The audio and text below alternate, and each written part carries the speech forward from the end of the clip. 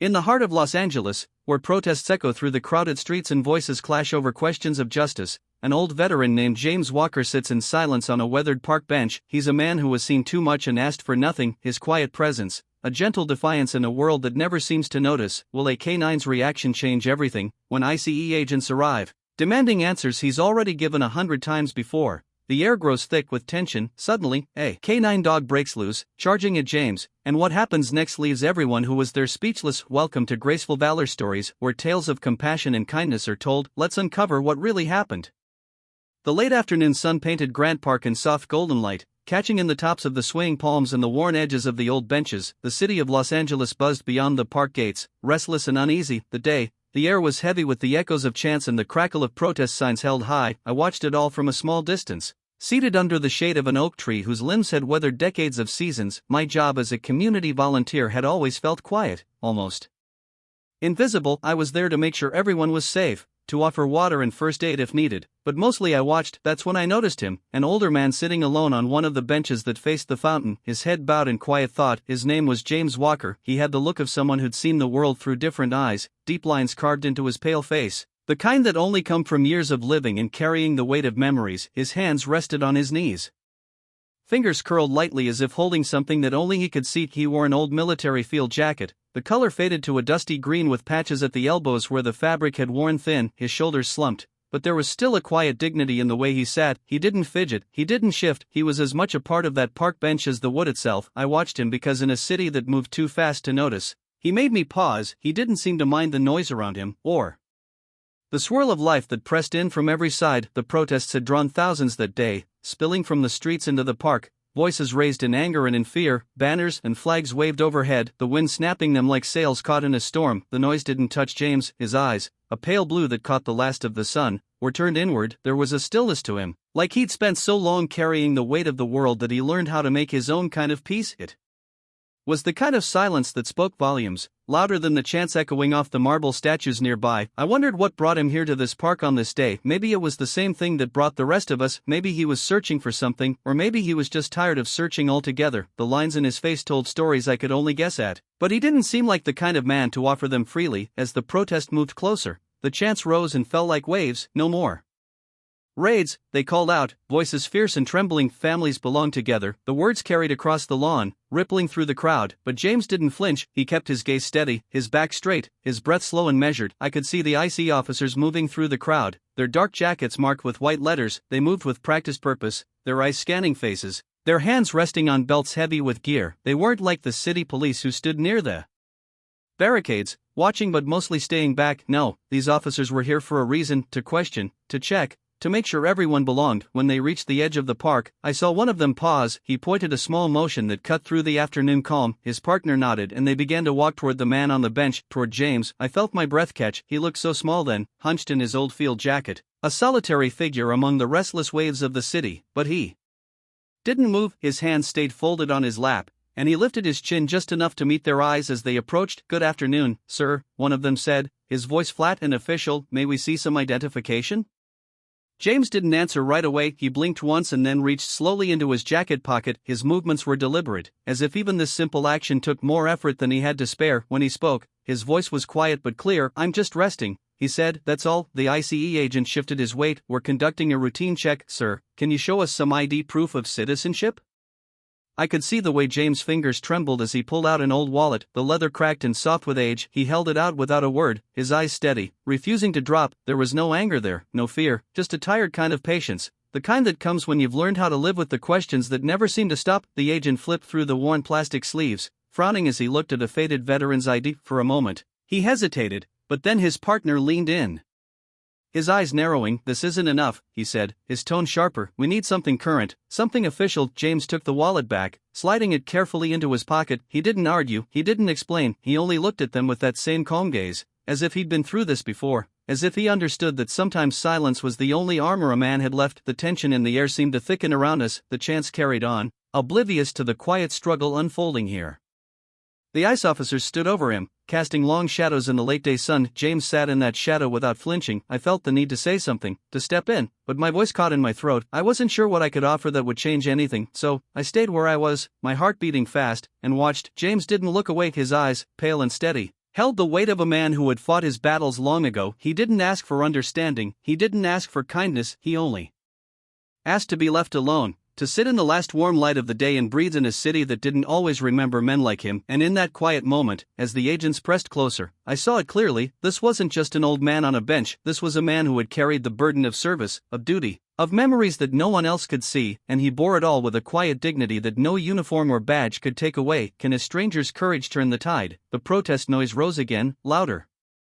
Now as more people filled the park, the officers shifted, their hands tightening on their belts. James didn't move, he didn't speak, he just waited, patient and silent, a steady presence in a world that had forgotten how to listen. And I, standing a few feet away, understood in that moment what it meant to be truly seen, not in the eyes of those who came with questions, but in the way a man holds himself when no one is watching, in the quiet spaces between the noise, in the gentle unspoken courage that doesn't need words. I watched James Walker, the old soldier who asked for nothing, as the sun slipped lower behind the palm trees, and I realized that even here in this city of noise and haste, there were still voices worth hearing, voices that spoke in silence, waiting for the world to remember. The tension settled around us like the evening chill. The ICE agents stood tall, clad in black tactical gear that seemed to drink in the light around them. Their eyes were hard, unblinking as they regarded James like he was just another name on a list. "Sir," the taller agent said, his voice clipped and practiced, "we're going to need to see your permanent resident card or proof of citizenship. This is standard procedure." His partner shifted his stance, the weight of his boots pressing into the dirt path, sending small pebbles skittering away. James let out a slow breath, his eyes still pale and calm, didn't flicker. He reached back into his jacket pocket,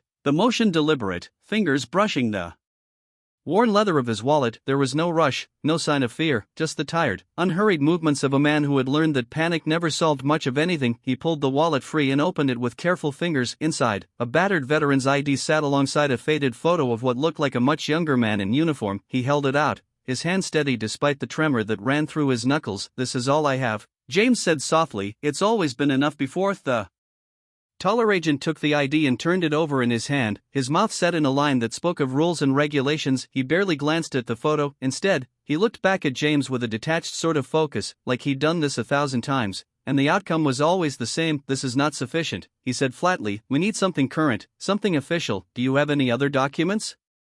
His voice was calm, but the edge in it was cold and sharp. It was the voice of a man who didn't see the person in front of him, only the box he needed to tick. James didn't flinch. He took back his wallet, tucking it away with that same slow care. "I'm a citizen," he said quietly. "I fought for this country. That should count for something." The second agent shifted again, his eyes flicking to the crowd that was beginning to gather. The chants from the protest still pulsed in the distance, but here, in this small circle of tension, everything felt hushed and close. I saw a young woman in the crowd hesitate, her hand pressed over her mouth. Her eyes met mine for a brief second, and in them, I saw the same question that knotted in my chest. Do we step in? Do we say something? The fear in her face was mirrored in others, a ripple of uncertainty in a sea of noise, but no one moved. No one wanted to be the first to cross that line. The ICE agent's radio crackled, a burst of static that made the air feel even tighter. "We can't let you stay here without proper documentation," he said, shifting his weight forward just enough to loom over James. "We're going to have to ask you to come with us for further questioning." James didn't rise, he didn't argue, he just looked at them, his eyes steady, his shoulders set. "I'm not causing any trouble," he said,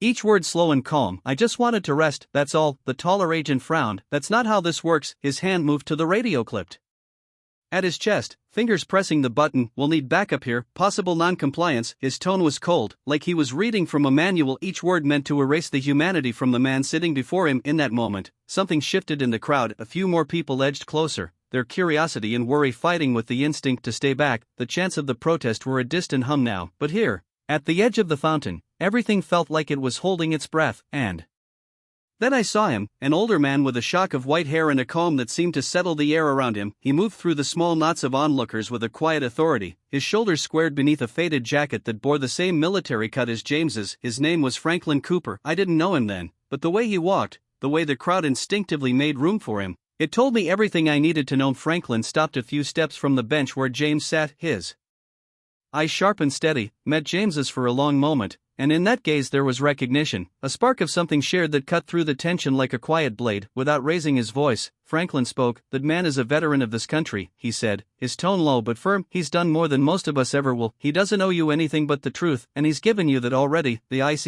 agents turned to him, the taller one frowning. "Sir, this doesn't concern you." Franklin didn't waver. His voice was calm, but it carried the weight of decades. "It concerns all of us," he said simply, "because if a man like him can't sit here in peace, then none of us can." The taller agent's jaw tightened. "This is an official investigation. Please step back." Franklin took another step forward, his hands open at his sides. "You're making a mistake," he said quietly. "James Walker is a citizen. He's earned the right to sit here and breathe this air without answering to anyone." For a moment, there was only the hush of the fountain and the distant rise and fall of protest chants. The ICE agents stood stiff and silent, the hard edges of their gear catching the last of the sun, and James looked up at Franklin, a flicker of something, relief maybe, passing across his worn face. "Around us, the small crowd seemed to lean closer, drawn to the quiet strength in Franklin's voice. It wasn't loud, it wasn't angry, but it was enough to make people believe again, if only for a moment. The second agent's hand dropped from his radio, his brow furrowing. "Sir," he said, softer now, "we're just following procedure." Franklin's lips pressed together in a thin line. "Procedure is meant to protect people," he said, "not to strip them of their dignity." He glanced at James again, his expression steady. "This man has lived long enough to know what that means." The taller agent shifted, glancing back at the small cluster of onlookers. For the first time,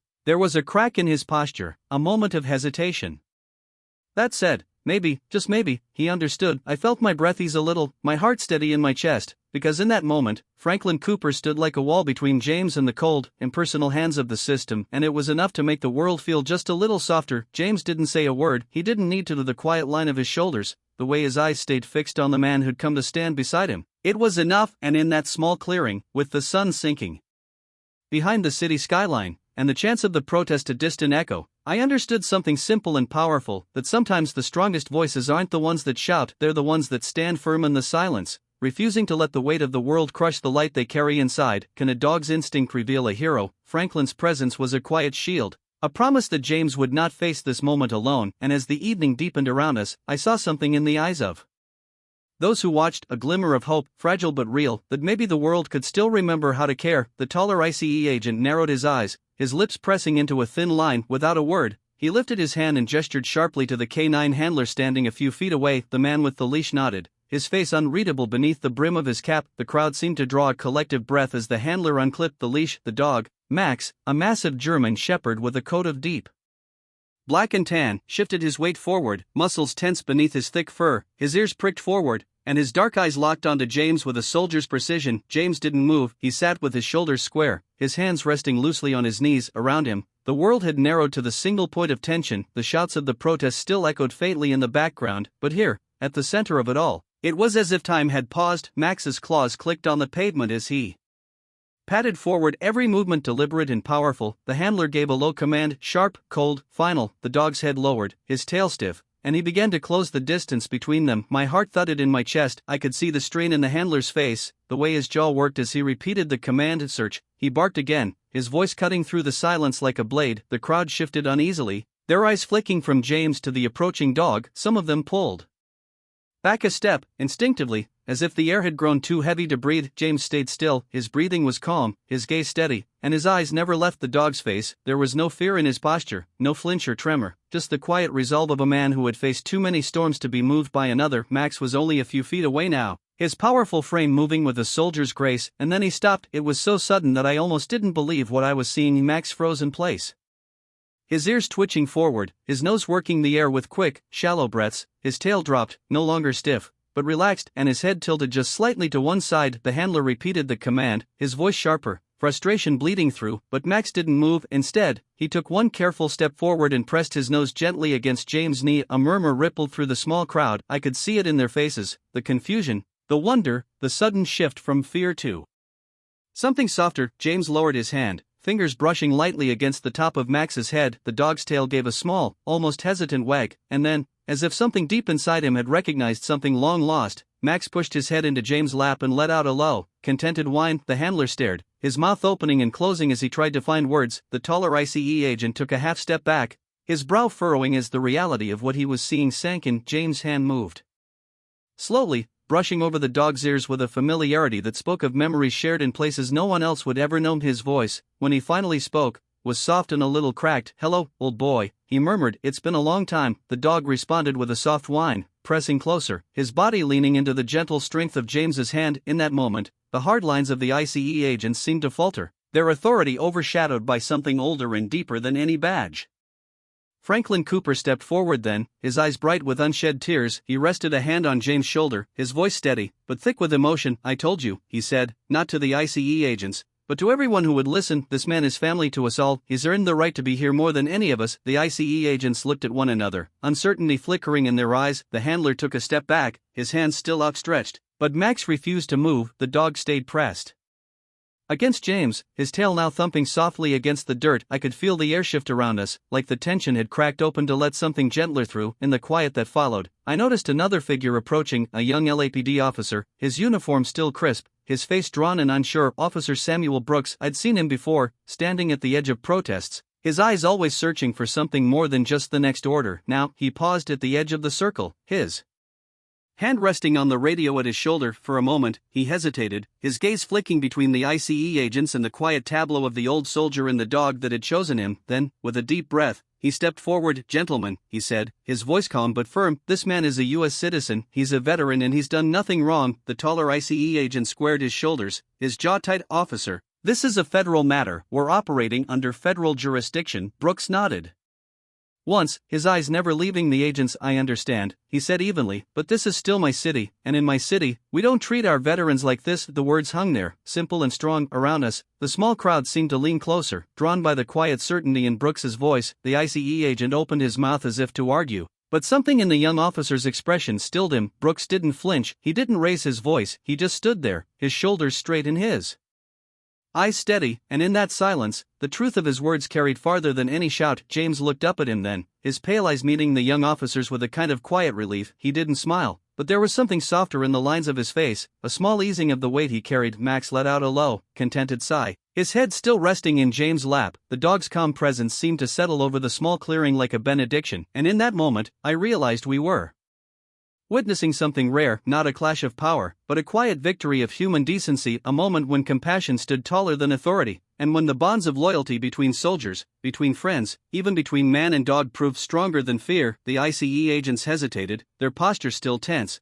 but their eyes no longer so certain. They looked at each other, then at the quiet figure on the bench, and for the first time, they seemed to see more than just a file or a regulation. Brooks took a small step forward, his voice lowering to something almost gentle. "Let the man be," he said softly, "he's earned that much." The handler gave a small nod, his hand dropping away from the leash. Max didn't move, he didn't need to. In that moment, he was exactly where he belonged. Franklin squeezed James' shoulder, his own eyes shining with quiet pride. "You're not alone, brother," he said. "Not anymore." And as the last of the sun slipped behind the skyline, the park seemed to breathe a little easier. The crowd, once tight with fear and uncertainty, stood a little taller, and in the quiet between the fading chants and the soft sigh of the breeze, we all understood what it meant to stand together. Officer Brooks took another step forward, his voice steady and sure as he addressed the agents one final time. "Gentlemen," he said, his tone calm but firm, "this man has done nothing wrong, he is a citizen of this country and a veteran who has already given enough." His words settled over the small crowd like a promise, quiet but unshakable. The taller ICE agent hesitated, his gaze flicking back and forth between the young officer and the man seated so calmly on the bench. A long moment passed, the tension thick and heavy in the fading light. Finally, with a tight nod, he lifted his hand and gestured for his team to stand down. The handler clipped Max's leash back onto his collar, though the dog stayed close to James, his dark eyes never leaving the old soldier's face. The other agent shifted his weight, his shoulders relaxing just a fraction as he turned away slowly. The ICE officers began to retreat, their black boots crunching softly on the dirt path as they disappeared back through the trees. As they moved away, a hush fell over the clearing. The protest chant still rose in the distance, but here it was as if the park itself had taken a deep breath. The air felt lighter, and for the first time that evening, I realized I could hear the soft rush of the fountain behind us. Again, James didn't speak, he didn't need to. He lifted his chin, his pale eyes meeting Officer Brooks with a quiet gratitude. A faint smile curved his lips, small, almost shy, but it held a warmth that seemed to ease the tightness in all our chests. Franklin's hand was still on James' shoulder, his own eyes bright with something that looked like pride. He gave a small nod, his voice low and sure. "Told you, brother," he said, "you're not invisible anymore." Officer Brooks offered James a respectful nod, the kind that speaks louder than words. "If you ever need anything, sir," he said softly, "don't hesitate to let us know. You've more than earned that." James only nodded again, his smile deepening just a little. His hands folded in his lap, trembled faintly, but his back was straight, his head held high. In that simple posture, there was more strength than any uniform or badge could offer. The crowd around us slowly began to disperse, the energy shifting from fear to something closer to reverence. I Watched as people who had hesitated before stepped forward now, some offering quiet words of thanks, others simply laying a hand gently on James' shoulder before moving on. One young woman, her phone still raised from recording the moment, caught my eye. She mouthed the words, "I'm sorry," before turning away,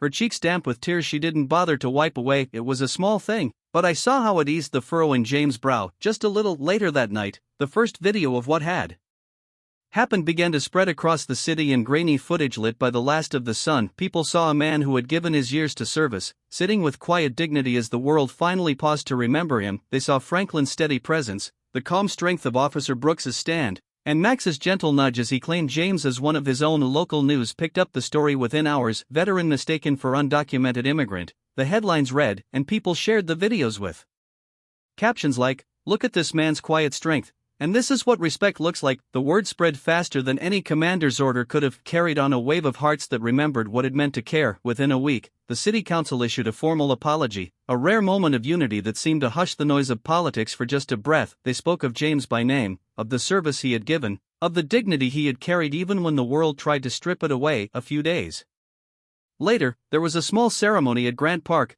a gathering of neighbors and strangers who had become something more in the quiet spaces of that day. Franklin stood beside James as they unveiled a simple plaque on the bench where he had sat, words etched in brass that read, "To those who served in silence, and to those who remember." James didn't say much at the ceremony, he didn't have to. He stood quietly, his hands in the pockets of that old worn jacket, and let the warm afternoon sun brush against his face. Max sat faithfully at his side, tail thumping softly every time someone paused to thank the old soldier they'd nearly forgotten. Officer Brooks was there, too, his uniform crisp, his expression thoughtful. He shook James's hand once more, his grip firm, and said, "I hope you know the city is better for having you in it, sir." James met his gaze, and for the first time, I saw a small, genuine smile lift the corners of his mouth as the ceremony ended and people began to drift away.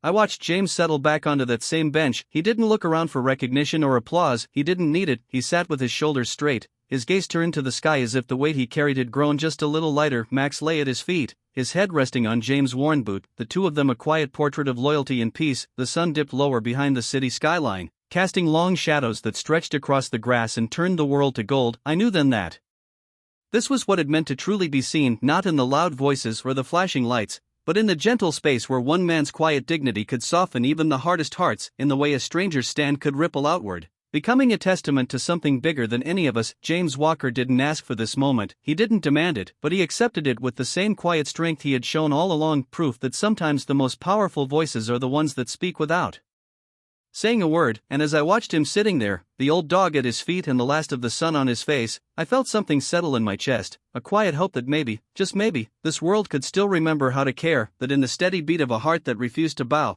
there was a lesson for all of us. He didn't need our applause, he didn't need our pity, all he needed was to be seen, truly seen, for the man he was and the life he had lived. And in that moment, I knew we had finally given him that. In our darkest moments, kindness still finds a way, often in the quietest places. Not everyone who helps wants recognition, some just need to know that today someone isn't going hungry, and sometimes that alone is enough to change a life. You may forget the story, but if no one retells it, history stays silent forever. Subscribe to Graceful Valor Stories, where justice is honored, kindness is remembered, and no act of quiet heroism is ever lost.